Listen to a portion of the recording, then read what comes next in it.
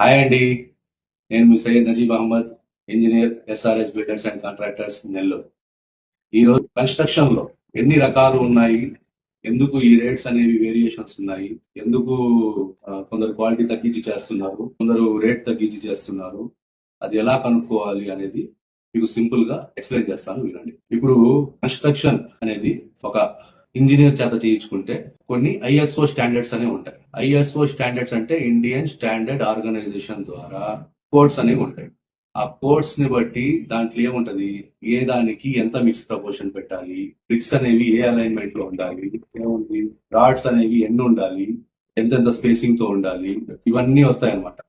దీంట్లో first of all మనం ఇల్లు స్టార్ట్ చేయాలంటే ఏం చేస్తాం, ల్యాండ్ అనేది క్లీన్ చేయిస్తాం. ఈ రోజు మనం land cleaning and excavation and footings గురించి మాట్లాడు. ల్యాండ్ క్లీనింగ్ అంటే ఇప్పుడు పాత ఇల్లు ఉందంటే చాలా మంది ఏం చేస్తారంటే మనుషుల్ని పెట్టి పొగలు కొట్టించి వాళ్ళకి డబ్బులు ఇస్తారు.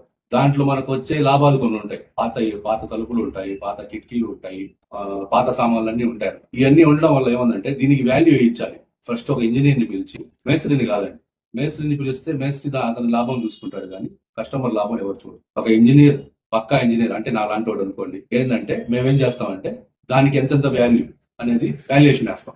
వాల్యుయేషన్ వేసి డెమాలిషన్ అనేది ఫ్రీగా కూడా అవ్వచ్చు. కొన్నిసార్లు పెద్ద పెద్ద స్ట్రక్చర్స్ ఉంటాయి, వాటికి డబ్బులు ఇవ్వకుండానే పగలు కొట్టించి డెమాలిషన్ చేసి లెవెల్ చేసి ఇచ్చే దాంట్లో ఐటమ్స్ ఉన్నప్పుడు, అప్పుడు జీరో మీరు ఒక జోబులో నుంచి ఒక రూపాయి కూడా పోకుండా ఈ కన్స్ట్రక్షన్ అనేది డెమాలిషన్ అయిపోతుంది. నా వీడియోస్ ని లైక్ చేయండి, షేర్ చేయండి.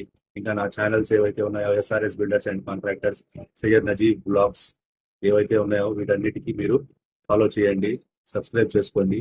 మీరు అన్ని ప్లాట్ఫామ్ ద్వారా మీకు తెలియజేస్తున్నాను. Thank you.